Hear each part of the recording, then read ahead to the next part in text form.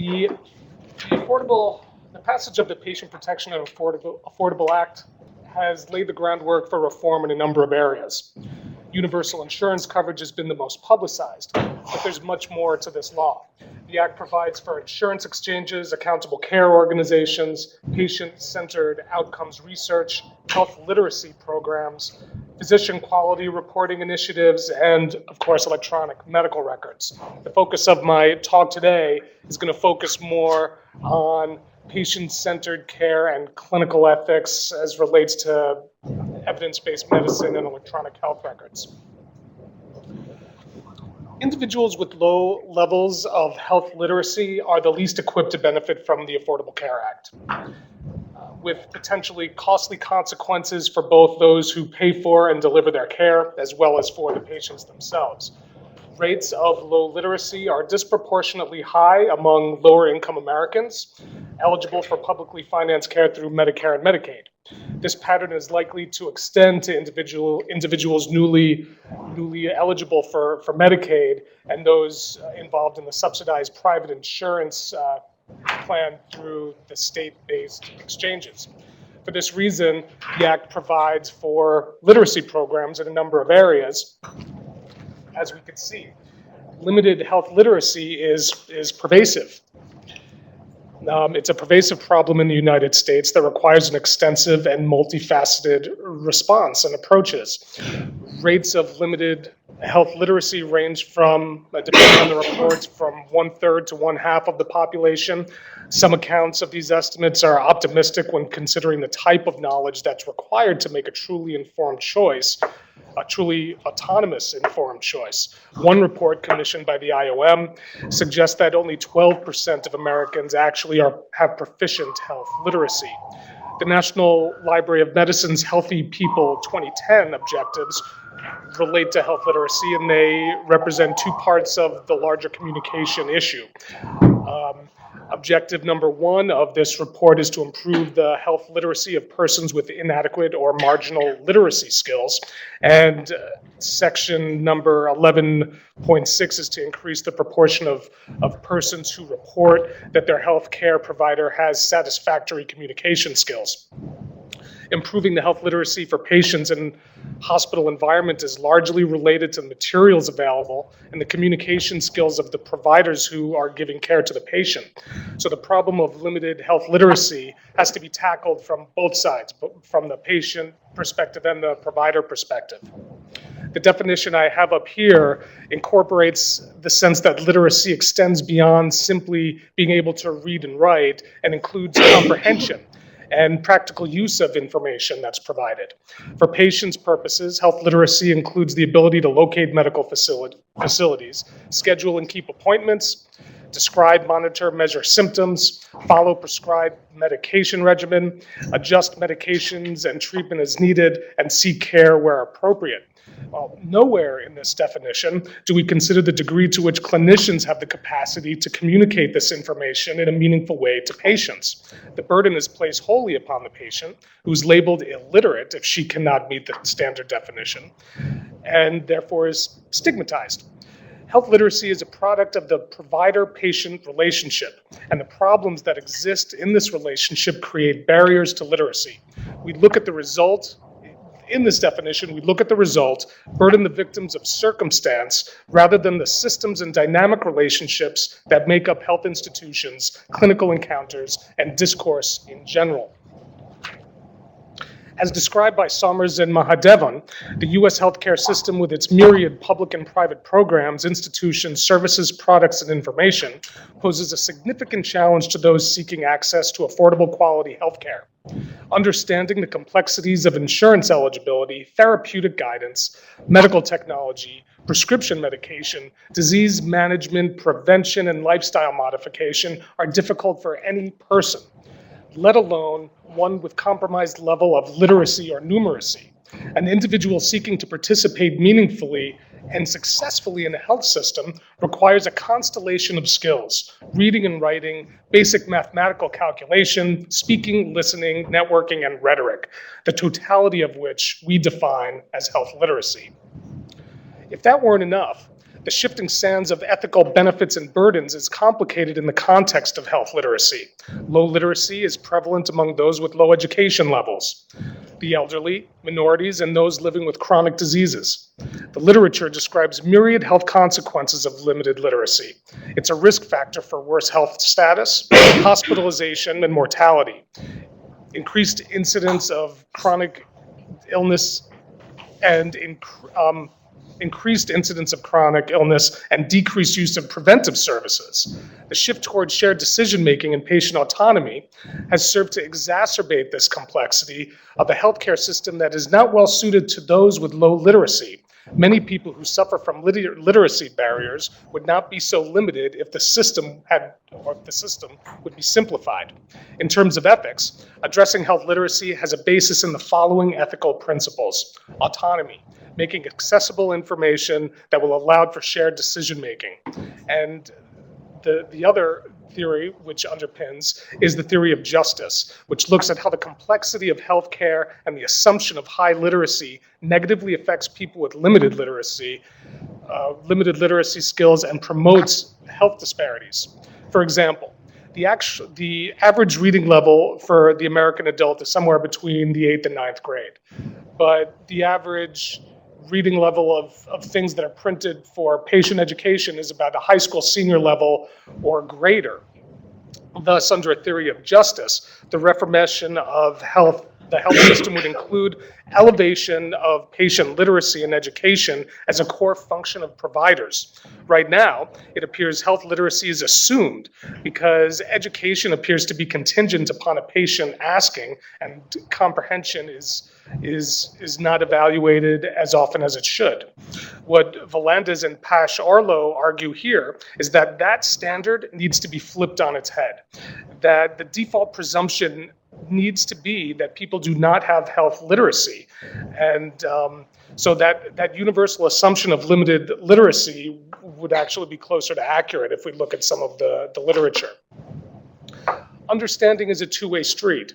It can't just be the patients who have to educate themselves in order to have healthcare accessible to them. But, even if they had access, I wonder if we're setting unrealistic expectations for providers. This is an awful lot of information and diversity out there. Having a handle on everything all at once, scientific and clinical innovation, cultural competence, and sound clinical judgment, is a tall order. Even if we have all of the information, it does not equate to knowledge. Providers and patients alike need education and information management so that new information can be found, integrated, and be put into truly meaningful use. Data, information, and knowledge and wisdom are very, very different things. Pouring on information and data does not alone create knowledge. Information must be tailored, channeled, and delivered in a way that meets the patient where she is. As high as a bar as this is for clinicians, it's exponentially higher for vulnerable patients, as are the stakes. Data and information are not enough. At some point, patients require some intermediary agent to help them transform the deluge of information into knowledge in a way that's meaningful in the patient's terms. This is the duty of physicians. If George Bernard Shaw's famous quote is apropos here, that all professions are a conspiracy against the laity, then it is the medical community that is responsible for making the rest of us vulnerable and ignorant in order to maintain its monopoly on clinical practice. Does anybody know what the definition of doctor is? Anybody? It comes from the Latin word docere, and it means teacher. It doesn't mean healer. And if patients are illiterate, then it could be argued that physicians are not fully meeting their charge as doctors. If physicians are only supposed to provide clinical care without education, then they're little more than biological technicians, and I don't think anybody wants that. It doesn't fit within the social contract, and it certainly doesn't work towards the benefit of patients and the public.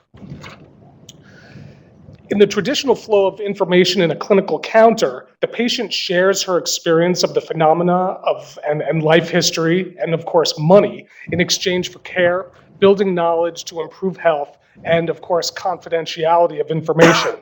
That's the way it worked. Calling clinicians doctors pays homage to this vital exchange of information. Now, we expect much more from patients. It's almost as if autonomy were an obligation as opposed to a right. And as a result, a host of barriers have raised up. Medical language is very, very complex. Even the manner in which doctors communicate to each other or to patients in vulnerable states can be confusing. Physicians have their own biases with regard to the way to treat clinical care. It could be their own personal religious views that inform the way that they deliver care. And then, of course, there are social barriers and status within a hospital alone, which is a very hierarchical environment, which doctors and surgeons maintain hold over the top. It creates a very difficult power arrangement for patients to break through. And then there's the manner of the physician's cultural competency, or an ability to relate to the patient where she is. And then, of course, the patient's own agency and sense of her own agency can be a barrier. The IOM's findings in unequal treatment that was published, I think in 2001, I think it came out, found that the disparities are consistent across a range of demographics. It doesn't matter if it's a provider setting or across disease areas or even socioeconomic, that the disparities by race, that these things exist. And they're found when other factors are controlled for. So it's complete, and it's been going on for quite some time. We could see that in a more recent report from, was published just last year, but figures, I think, going back to 2011, that there has not been a lot of progress made, that literacy is still poor, and that there's very little change over time. And while some disparities are getting better, by and large, minorities are suffering. To see why this occurs, we have to go back in time a little bit. And we'll look at Abraham Flexner's 1910 book-length report on the state of medical education in the US and Canada, the famous Flexner report. Many aspects of the present-day American medical profession stem from the Flexner report and its aftermath. The report called for American medical schools to enact higher admission and graduation standards and to adhere strictly to the protocols of mainstream science in their teaching and research. The impact was disproportionately felt on minority schools. The report's recommendations resulted in the closure of 5 out of 7 predominantly black medical schools. As described by Sullivan and Mittman, viewing blacks as a source of infection and contagion, Flexner feared that blacks living alongside whites would communicate infectious diseases such as hookworm and tuberculosis to their white neighbors. His vision for the extent of practice of the black doctor involved not research or academic leadership, but instead the task of maintaining principles of hygiene, sanitation, and civilization rather than surgery. This, in turn, he projected would increase infectious diseases among blacks and therefore limit the spread of the diseases to the white population. How very nice of him. And we could see the aftermath still. That when we look at diversity in the health professions, there is not a lot of movement with the exception of the Asian American community. These numbers go back to 2008, but they're not much better now. We could still that. We're predominantly white. These are the medical school applicants. About 6.8% African American, mostly female. There's a shortage of black American applicants to medical schools. The disparities are worse among the faculty. Well, we'll see, these are the graduation rates by ethnicity, and we see that there hasn't been a whole lot of movement, except, the most movement has been made recently by Asian Americans. The disparities are worse among faculty, and this creates a problem because there's no mentorship for younger faculty, and there's a lack of scholarship.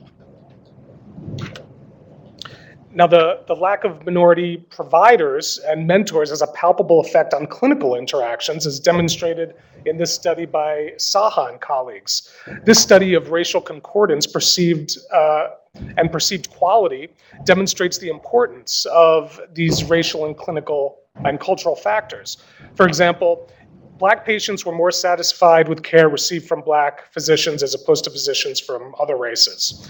And white patients reported that they weren't happier, but they felt that the white doctors were more skilled. There was nothing qualitative here to say why they felt that way. But in a similar way, patients were more likely to rate racially concordant physicians as excellent as opposed to physicians who are not. And it's hard to say what's happening here because past studies have indicated that minority populations receive disproportionately large amounts of care from racially concordant providers. So this could be just what people are used to. It could be what people prefer because of thoroughly eroded trust in the system. Of course, there could be some bigotry at play or some combination of all of the above. Regardless, race has consistently been shown to play a role in the satisfaction of clinical encounters. Although the literature describes benefits of racial concordance in the wake of the Affordable Care Act, it's just not sustainable, not with the shortages and disparities we see with health workers. While concordance meets the goals of fidelity to patients, cultural competence serves the need for autonomy and beneficence. A culturally competent health center should have a diverse staff, have bilingual, multilingual staff or translators available, provider training about the people whom they're serving, accessible signage and instructional literature, and culturally specific healthcare settings. In other words, cultural competence needs to be a core institutional value. In our increasing multicultural society, there's a need for competent communication between patients and providers. Communication effectiveness is crucial in this area due to the risk of misunderstanding, misdiagnosis, dissatisfaction, and death. It could also lead to provider stress and job dissatisfaction. To alleviate these problems, providers must become competent intercultural communicators. Empathy, bilingualism, and intercultural experience go a long way here, and training is necessary. There's little time allotted in residency to address these issues, and physicians self-report that their preparedness to deliver this sort of care lags well behind clinical and technical areas. Cultural differences in the encounter take their toll on the provider-patient relationship. In Schoutten's view of differences in cultural communication between white physicians and minority patients, considerable differences and difficulties were revealed. There were less effective behavior, such as displays of empathy, rapport building, and responsiveness. There are noticeable differences in instrumental verbal behaviors as well, such as giving explanations, interviewing skills, and communicating about antidepressants. Minority patients, too, were less verbally expressive and assertive when faced with a white doctor. Although explanations for and consequences of these differences were seldom included in the studies, it's enough to say that there were large gaps in communication, just in case we needed any empirical evidence of this. But we have to ask ourselves, how can we address this? Can virtue be taught? Are medical schools schools of virtue? And the virtue philosophers, such as Aristotle, thought that virtue has to start much earlier. These are values that are inculcated within us from a very, very young age. So it doesn't make a small difference. It makes all the difference whether or not people have certain values by the time they even come to medical school. But medical schools still do try, with some success, to try to train their students in this. And we could see in this Zanetti pathway study, where they came up with a cultural competence curriculum. They found that the students who had participated were more comfortable. They considered their competence to be higher, although studies show that the providers tend to think they're more competent than their patients do. But even still, the confidence is good. And their priorities were different with regard to how to treat patients, where to practice, and their style of doctoring in general. And in a review of these studies, there has been shown to be a benefit by outcome.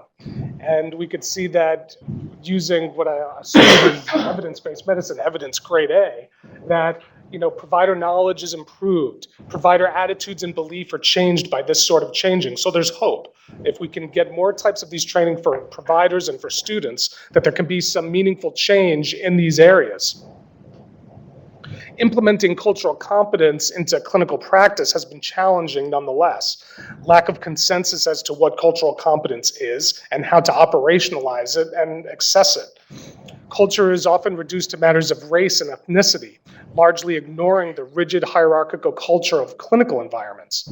Looked at this way, it becomes difficult to identify and harmonize values of those in care. Evidence-based practice provides an answer to some of this with a three-pronged approach, using evidence-based medicine to promote standardization of care to reduce disparate care, provider expertise, and incorporating patient values and circumstances in decision-making.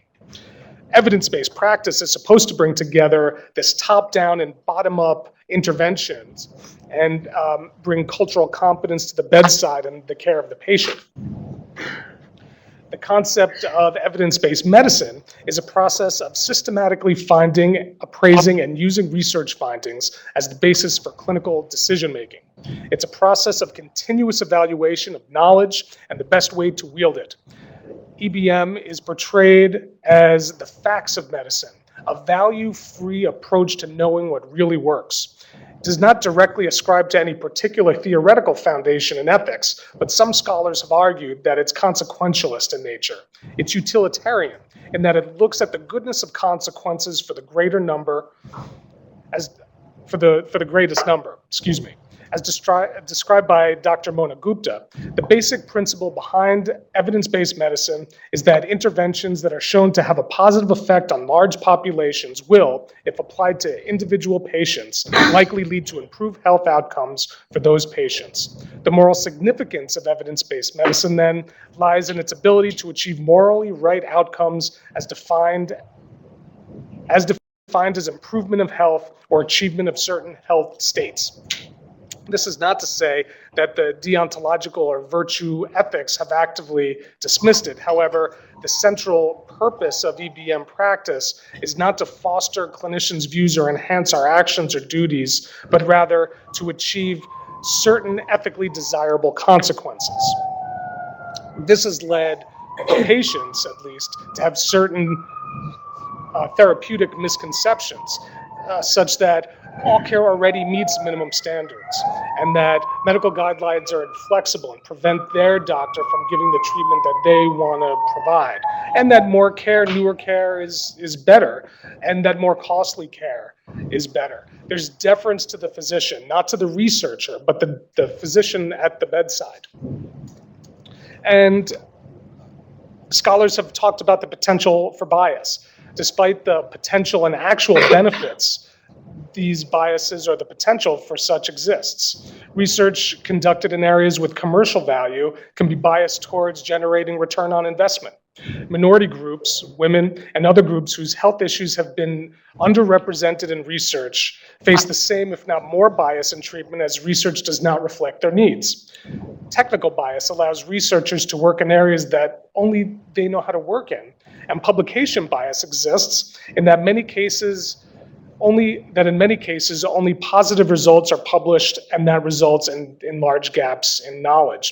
For example, on average, industry-funded studies are more than 4 times as likely to show clinical effectiveness of drugs than neutrally funded studies. Although EBM is supposed to support the move away from paternalism in favor of patient autonomy, shared decision-making, and informed consent, there are a host of ethical issues that must be addressed. Evidence-based medicine has been criticized as an example of consequentialism. Its proposition that the worth of an action can be assessed by the measurement of its consequences. 1, many outcomes cannot be measured. 2, it's not always clear whose interests are being considered in assessing these outcomes. And 3, conclusions may be thought to be unethical from other points of view, and EBM doesn't really provide a mechanism for resolving those types of ethical issues. There's also considered to be an over-reliance on randomized controlled trials, which have limited value in the primary care setting. The argument here is that evidence-based medicine ignores the individual patient because the randomized controlled trial represents an average effect of trying a treatment on a large number of subjects. Therapeutic equipoise is also challenged because there must be a valid question as to the value and validity of an intervention that's being studied. And this can prove difficult when there's great benefit to be gained in the commercialization of an intervention or medication. Philosopher Maya Goldenberg has pointed out that evidence-based medicine, despite its claims not to be value-laden, really is. And she states that evidence-based medicine's ability to guide healthcare decision-making by appealing to the evidence as the bottom line is attractive to many because it proposes to rationalize a complex social process. Yet it does so through the positivistic elimination of culture contexts and the subjects of knowledge production from consideration, a move that permits use of evidence as a political instrument where power instruments can be obscured by seemingly neutral technical resolve. She adds that the formal methods promoted by evidence-based medicine replace the so-called traditional medicine's over-reliance on intuition, habits, and unsystematic clinical experience, appear to repeat the same misplaced effort to separate science from values. And Goldenberg goes on to conclude that the appeal to authority of evidence that characterize evidence-based practice does not increase objectivity, but rather obscures the subjective elements that inescapably enter all forms of human inquiry. She doesn't like EBM. Considerations of distributive justice give rise to a fear that research can be used as a basis for coverage or reimbursement decisions and rationing. Some have claimed that this form of medicine doesn't fit well into primary care as well into primary care as it does into secondary and tertiary care. This is due in part to the nature of randomized controlled trials and their better fit with single disease states with well-defined symptoms, while primary care is messy and may relate to complex psychosocial problems. It also pits the patient's interests against the larger societal and policy interests, considering the aggregate instead of the individual when trying to decide what is best. It impedes upon both patient and provider autonomy and shifts the balance in medical decision-making. Now, Howard Brody claims that what's really happening here is just a power shift between rival narratives. The move to evidence-based medicine was simply a shift in what is seen as or considered to be the best evidence within academic medicine. There was a struggle between the bench and the bedside, and the bench won, perhaps in part because it's much better funded. Regardless of all of this, if evidence-based medicine has even a fraction of the benefit that it's purported to have, it would be wholly irresponsible for us to ignore it. Policymakers, providers, researchers, and yes, medical librarians need to coordinate to translate evidence-based medicine and its practices into an accessible content for audience consumption. The message must be tailored to meet the needs of the audience, not the other way around. And there's been, within medicine itself, among clinicians, there's been debate about it in this power struggle, where there have been claims of objectivity. There are also claims that there are problems creating guidelines when evidence is weak, and also that the efficiency that's being created really ignores the individual technique, and it stifles innovation at the bedside. The call to limit idiosyncrasies of practice may also serve to de-skill providers that don't have the best evidence available to them. And the call that we're going to have better informed patients is just the result of limiting patient options. And so we're not informing patients any better, we're just telling them less. And the basis for public policy, there's also this fear that third parties can use these guidelines to limit care to people based on coverages.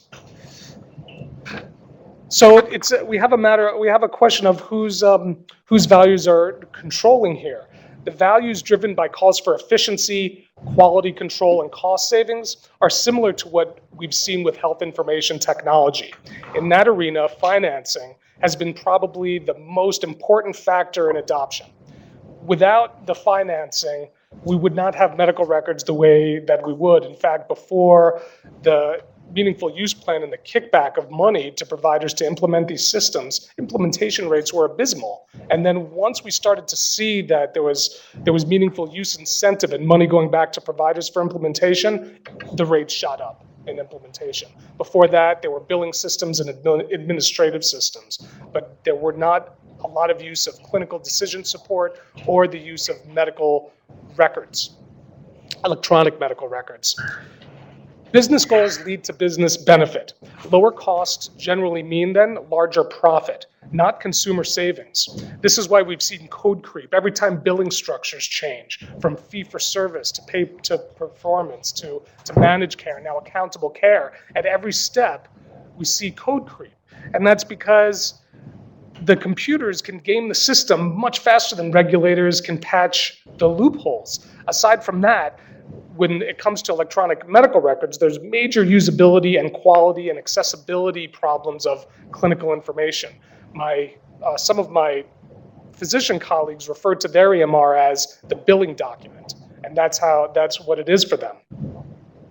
Health information technology is an artifact of the medical industrial complex that Arnold Roman warned us about some 35 years ago. There have been major benefits in financial and administrative function, but problems are rampant. Confidentiality was one of the first victims, and Mark Siegler discussed this, where in the traditional relationship we have clinician, we have patient, and they're exchanging information, and confidentiality is within that dyad. Now, 100 people may be looking at a record between all the clinicians and administrators and staff that need to get in a record to do something. So while it may not be a breach of confidentiality, certainly the notion of this dyadic confidential relationship needs to be re-examined. There's also usability to coordinate care. There are major problems with that. The quality of information is not great. We see cutting and pasting and lots of volumes of information that make information inaccessible within the record. There's also the triadic relationship to consider, where the computer might as well be a person in the room. It physically creates a barrier where my doctor doesn't look at me, and it's the way he's set up his office, but I sit there, he's standing to his side, I'm sitting there, I can't see his computer screen, and he didn't get the type of training that taught him how to use a computer within the clinical encounter. And so there is this barrier. There also is, from my perspective, one of the biggest problems in the modern record is with the loss of the narrative and charting. And there's a good example of this provided by Eugenia Siegler, when she gives a good description, probably from before the turn of the century, of Landry's ascending paralysis. I think this is actually Landry's description of it. You get a sense that this is an observation, that this is a clinician that's looking and observing things and recording the observation so he can go back later and look and see it over time. So this is what it looked like then. Now, this is what you're going to see. This is a much different form of communication. And in the eyes of some, this is interested in billing. This is not trying to give meaningful information about what's going on with the patient. This is showing that it took a long time, it had a high degree of complexity, and I want to get paid.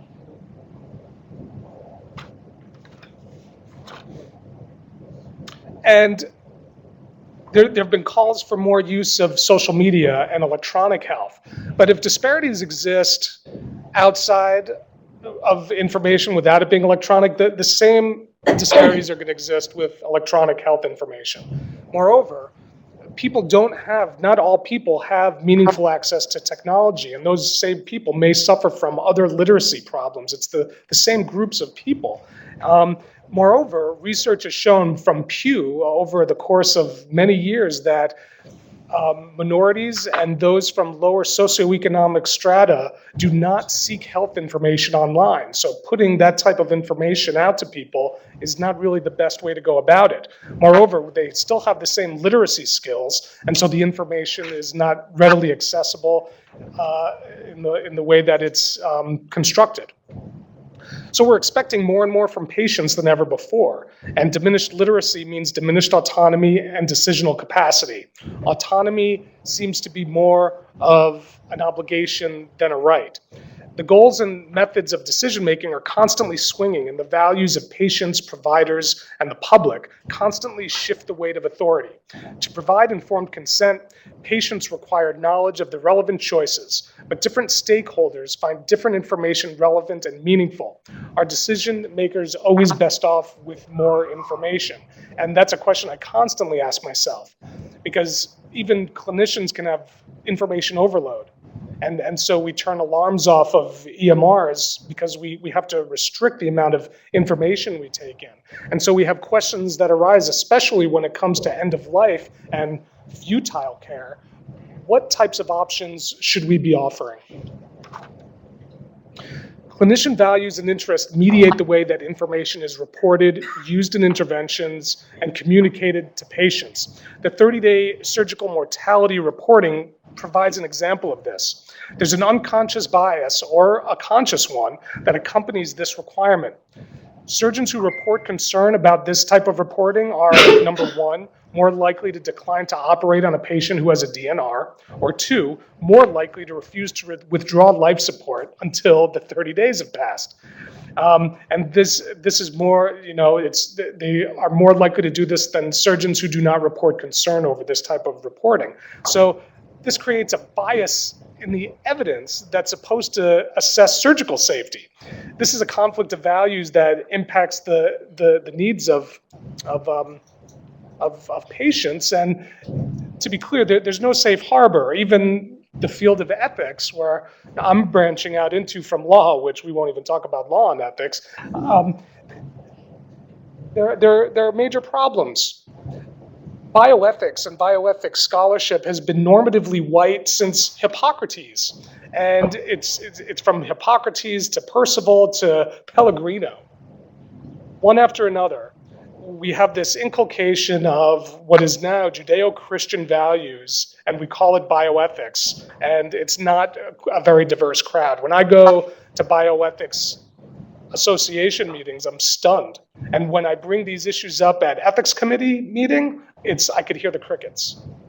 It's the 1,000-pound gorilla in the room. Nobody wants to talk about it. It makes people uncomfortable. And so I've started teaching a class that addresses these types of issues, and I bring my students with me every time.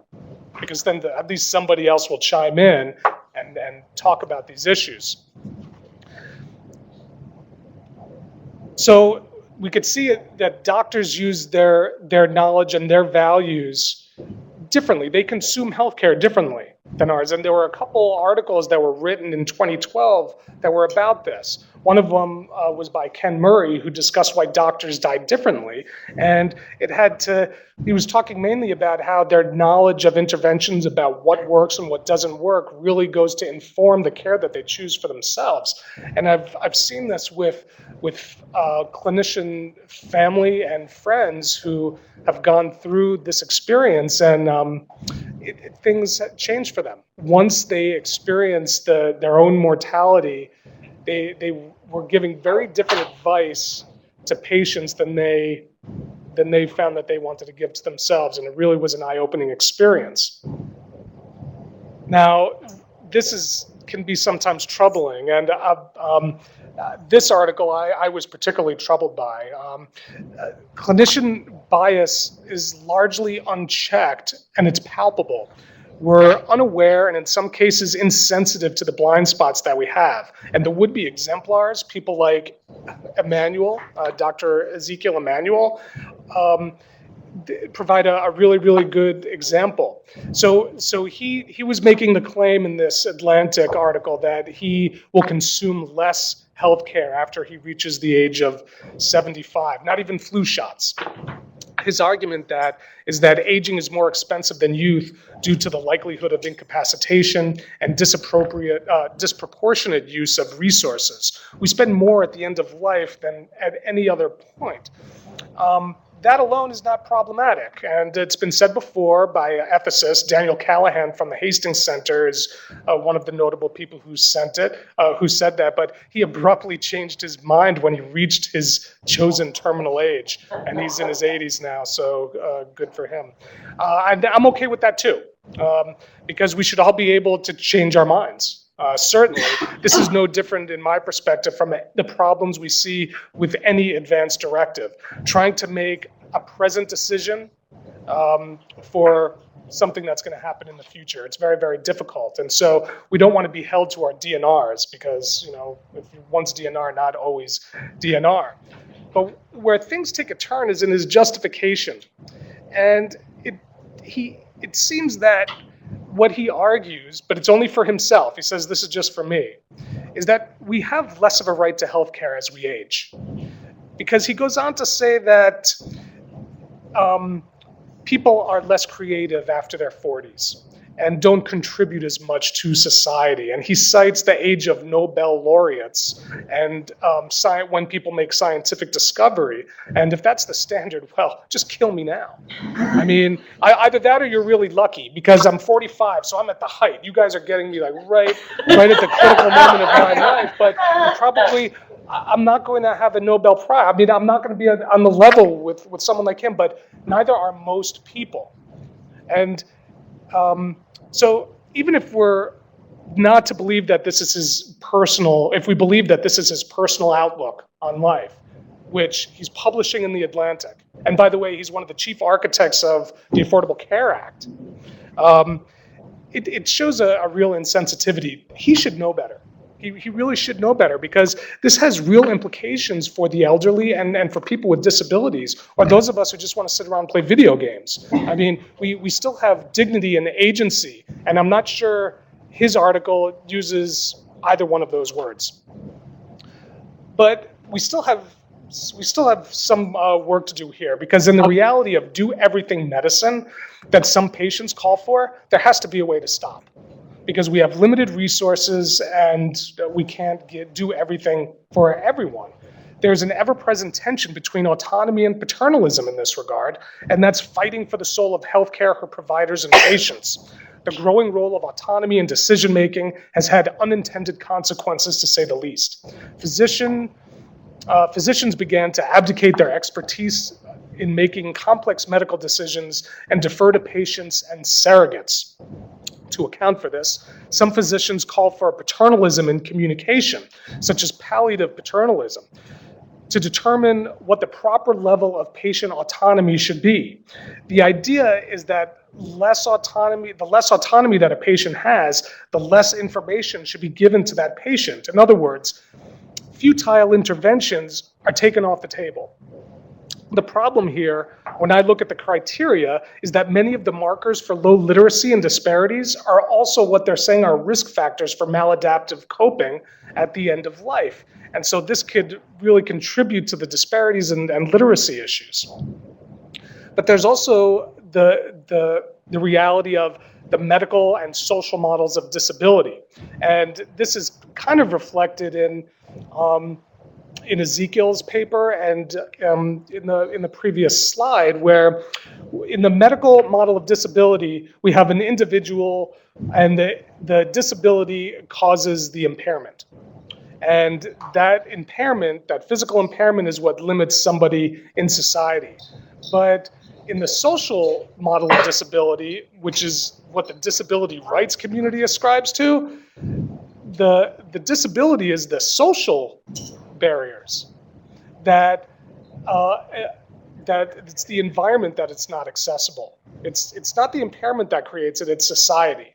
And if you look around the world and the differences in which disabled persons can interact and live in our society, it's just so, if you go to Europe, there's just no way. People don't have the rights the way that we do here. Go to Russia and see how disabled people live. I'm sure it won't be pretty. The medical model of disability and the manner in which those values inform clinical communication can have devastating results for those in the disability community. In this piece from the Hastings Center report, William Peace describes his experience with this. Paralyzed since 1978, he's had some intimate contact with healthcare, but his account is shocking. Suffering from a bloody debridement for a severe stage 4 staph infection, he's been hospitalized. The treating hospitalist runs through the litany of problems and possible negative outcomes. The hospitalist is hanging crepe just repeatedly with him. He's going to be bedbound for 6 months. The antibiotic may cause organ failure. There's a very good chance that the wound will never heal. And if that happens, you'll never be able to be in a wheelchair. That means you can never work again, and you'll be utterly dependent upon others. If you can even afford to have this. And next, right after that, the doctor tells him, if you want to refuse treatment, we can make you very comfortable. So here we have palliative care for a staph infection because he's disabled. And this is because the values of the doctor and what he considers to be evidence and what the likely outcomes for this gentleman are that perhaps death is favorable to disability. And so there has to be something more. There have to be more factors than evidence and clinical values of our clinician values. Evidence and societal constraints and also patient and physician factors all need to be incorporated. And I believe, and hopefully we'll hear about this later today, this is what evidence-based practice is supposed to be. It's incorporating all of these three to try to create something meaningful. And to address cultural competency techniques, again, we need to have a multifaceted approach of training, recruitment, I don't think you can see that, interpreter services, and hopefully all of these things will lead to better outcomes. However we choose to go about this, scientific advances must be harmonized and integrated with accepted clinical ethical standards. Some have stood the test of time for centuries, as evidenced by the fact as evidence and fact have come and gone and come back again. I'm referring to the ideals of respect, empathy, and commitment to the social contract of medicine. This stuff is meaningful, even to those doctors like Dr. Osler up there, who presided over a predominantly paternalistic system. Information cannot be a surrogate for care. People are rarely moved to action on the basis of fact alone. Respect, dignity, participation, and emotional satisfaction are essential components of successful motivation for action. Clinical skill can only take us so far. At some point, we need to care for the patient as a person and not a heap of values and symptoms or a simile. There's no randomized controlled trial for human dignity that I know of. That can only be found with the patient, the N of one. Thank you.